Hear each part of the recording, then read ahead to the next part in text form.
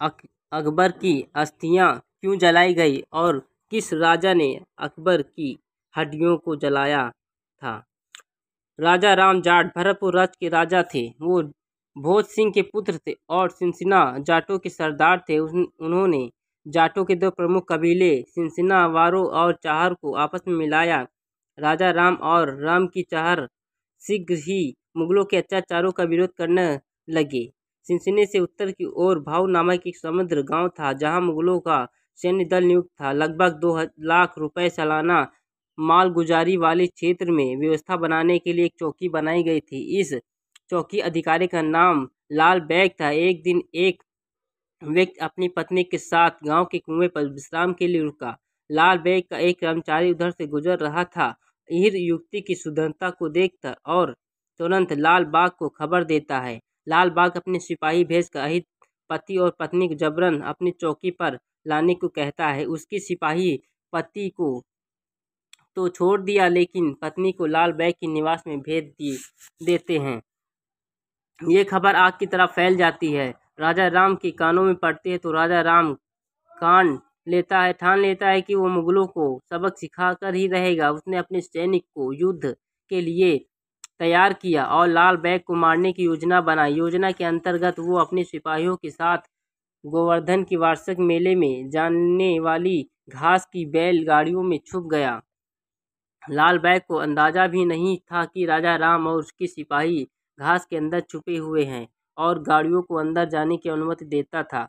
चौकी को पार करते ही राजा राम और सिपाही ने गाड़ियों में आग लगा दी। उसके बाद भयंकर युद्ध हुआ और इसमें लाल बैग मारा गया।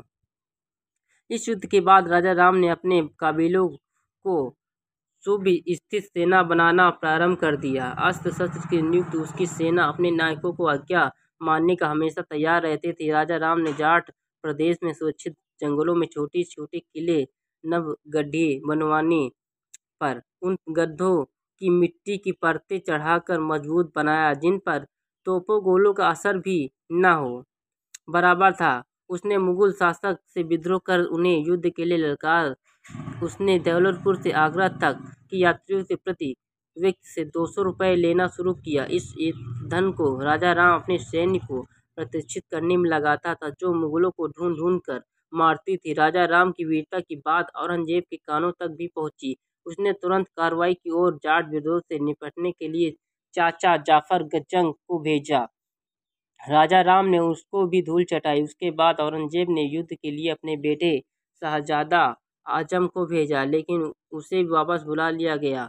आजम के पुत्र वीरबख्श को भेजा। वीरबख्श बालक था, इसीलिए जंग को प्रधान सलाहकार बनाया। बार बार के बदलावों में शाही फौज में पंड होने लगे। राजा राम ने मौके का फायदा उठाया। वीरबख्श के आगरा आने से पहले ही राजा राम ने मुगलों पर हमला कर दिया।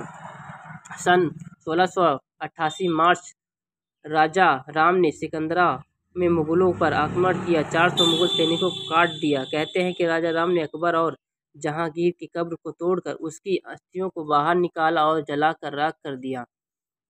जाटों ने कैसे उन पर विशाल फाटकों को तोड़ उन्होंने बहुमूल्य रत्नों और सोने चांदी के पत्थरों को उखाड़ लिया और जो वो जा नहीं सकते थे उसे उन्होंने नष्ट कर दिया। राजा राम के साहस की चर्चा होती थी और मुगल शासक उनके डरते थे। जिन युद्ध के बीच औरंगजेब के अत्याचारों ने बोझ थे, उसे राजा राम ने नष्ट कर दिया। राजा औरंगजेब के अत्याचार हिंदू मंदिरों को विनाश के और मंदिरों को जगह मस्जिद का निर्माण कराने जनता के मन में बदले की भावना पनप चुकी थी। इसी कारण वो लोग मुगल शासक के विरुद्ध विद्रोह करने लगे थे। राजा राम एक शूरवीर नायक की तरह उभर आया। 4 जुलाई 1688 को शेखावत व चौहानों के बीच हुए युद्ध में उन पर एक मुगल सैनिक ने पीछे से बंदूक से वार किया और वो शहीद हो गए।